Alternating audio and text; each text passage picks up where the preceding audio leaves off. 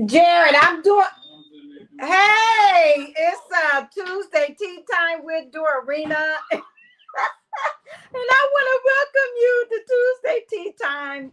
It is live over here, so I got all my family, some that a son from out of town, and so all my family is over here. So if you hear a lot of noise in the background, I'm trying to hide myself so that I can do Tuesday tea time with you tonight. Okay. So anyway, I don't even have my tea tonight because it has been all the way live. Let me tell you over here. Okay. So anywho, um, let's go ahead and get to our topic. Oh man, I can't even share my tea with you tonight. So, we are with Women of Wisdom. We are a nonprofit organization here to empower teen girls and women. We're here to bridge that generational gap between the younger and the older generation because we need one another to pass on vital knowledge to one another and to the next generation for the benefit of all generations. All right. Okay, so let's get to our topic tonight. We are in the season of Christmas. And so I thought, well, let's just take a break from transformation, the process of transformation, and let's talk about Merry Christmas. Let's talk about tis the season. You know, the finishing part of that is tis the season to be jolly. And so, we know that this is not a very jolly time for some that have lost loved ones, and this is your first Christmas without them, or this is just a bad memory for you.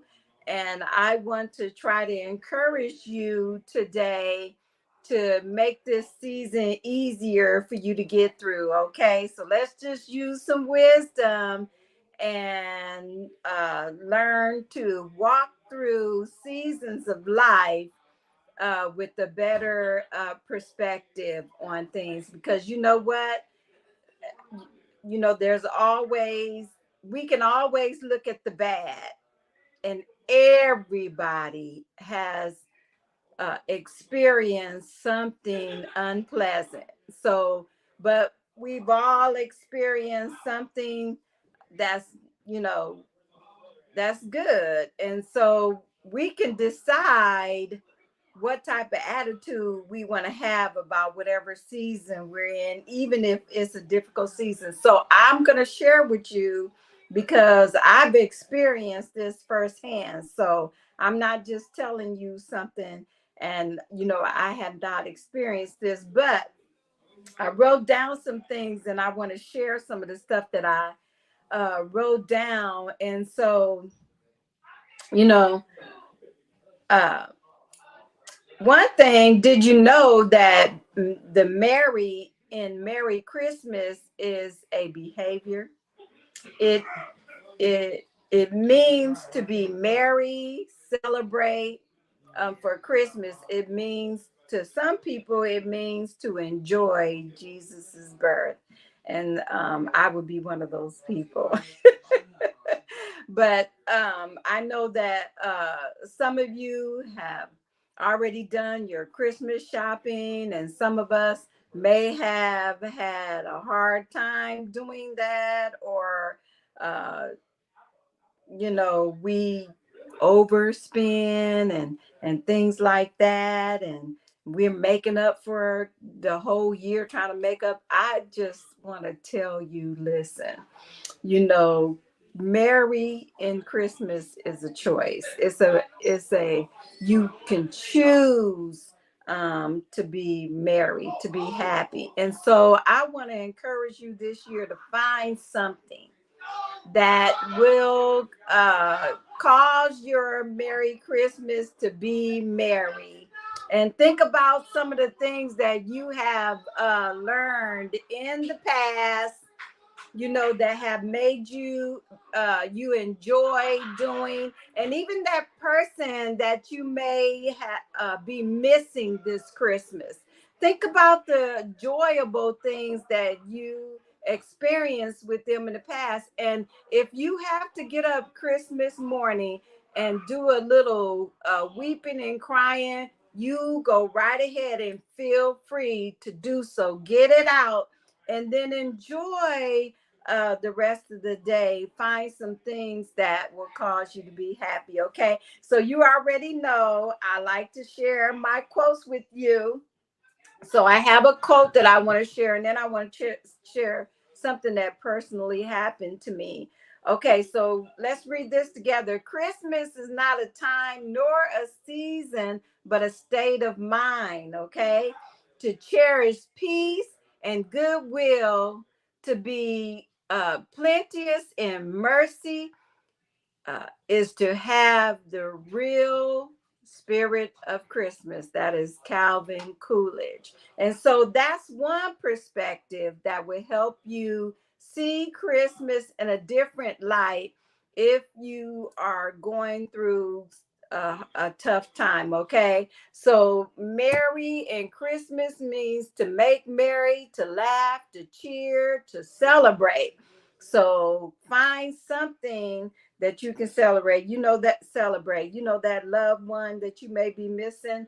They don't really want you to be all sad and down and out about them not being able to be there. So think about how they would want you to spend your Christmas, and so you can choose to be joyful. Okay, listen to what Bob Hope. Most of us older people remember Bob Hope.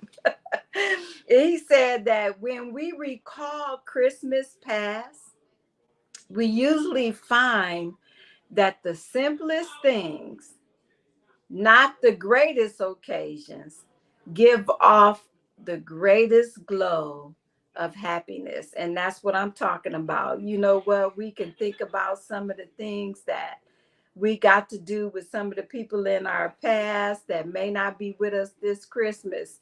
So you can do "'Tis the Season to Be Jolly" and think about all the other people that you still have that enjoy your company, you enjoy their company, and just do Christmas together. All right. Okay. Christmas gives us the opportunity to pause and reflect on the important things around us. David Cameron said that.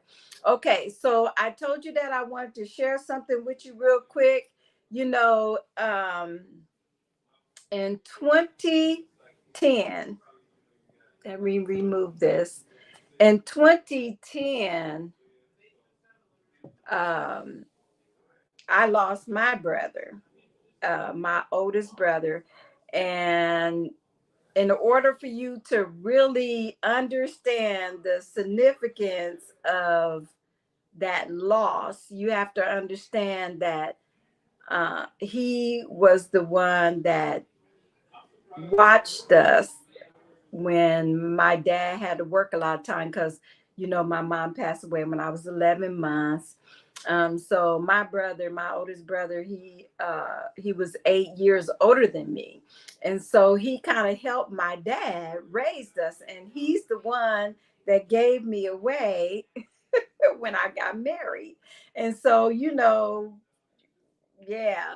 And so in 2010, um, he had called earlier that day on Christmas, and I had missed this call. And I thought to myself, I haven't heard from my brother. That's strange. Well, what I didn't know was he had called and my son had answered the phone and talked to him. And so then, it was a day or two later, and I'm like, I haven't heard from my brother. Something's not right with that. So anyway, I went to go check with him. His door was open and all this was strange. And boom, I found him.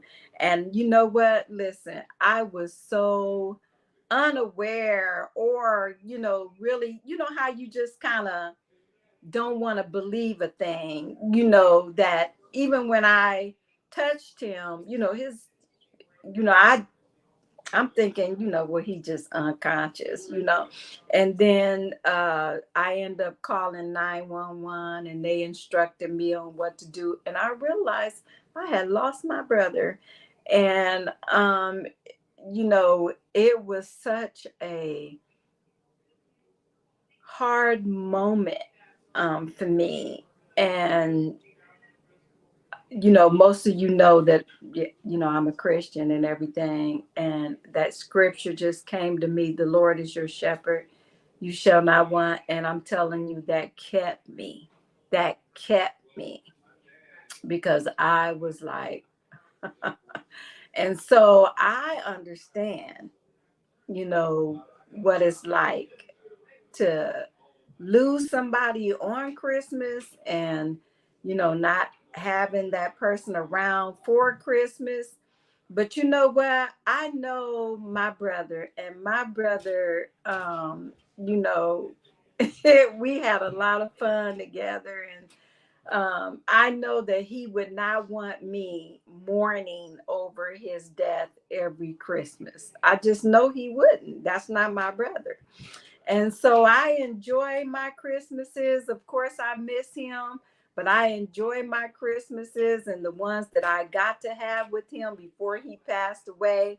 And so I just want to encourage you as well. Just, you know, if you're dealing with any loss or anything like that, any difficult situation, any moments or of abandonment or whatever it is, you know, if you have family members, listen to me, if you have family members and you're having disagreements or something like that, you know, listen, it is not worth it to walk around with grudges and things like that. Make it right with your family. You know, this is a time to be jolly. This is a time to celebrate and just forgive and let go. And you know what? It's just a matter of making a quality decision. And sometimes, you know, maybe you don't, you know, you're past that point where you can't really make that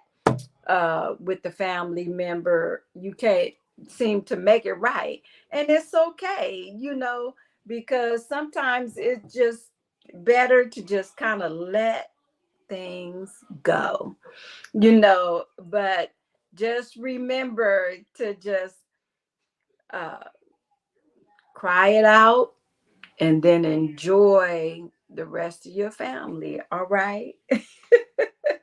Okay, so that's what we have for Tuesday tea time. And, you know, spend your time wisely. There's other people that are still here that still need you.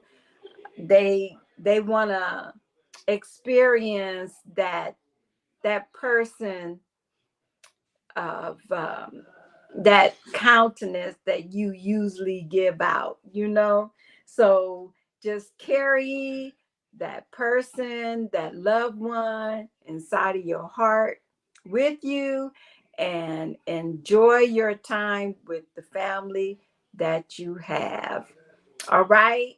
All right. So I want to thank you for joining me tonight for Tuesday tea time.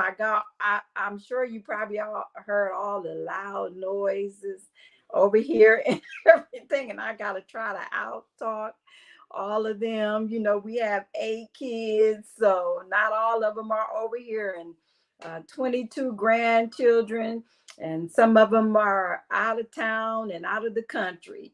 But you know what? We're going to enjoy our time together with those that are here. So remember what I said: merry is a behavior, and you can choose to be merry even under difficult circumstances and situations. So enjoy your Christmas this season, and a merry heart does good like a medicine. All right. All right. So remember, as I always say, mwah, Dorena loves you. Walk in wisdom and Merry Christmas. Good night.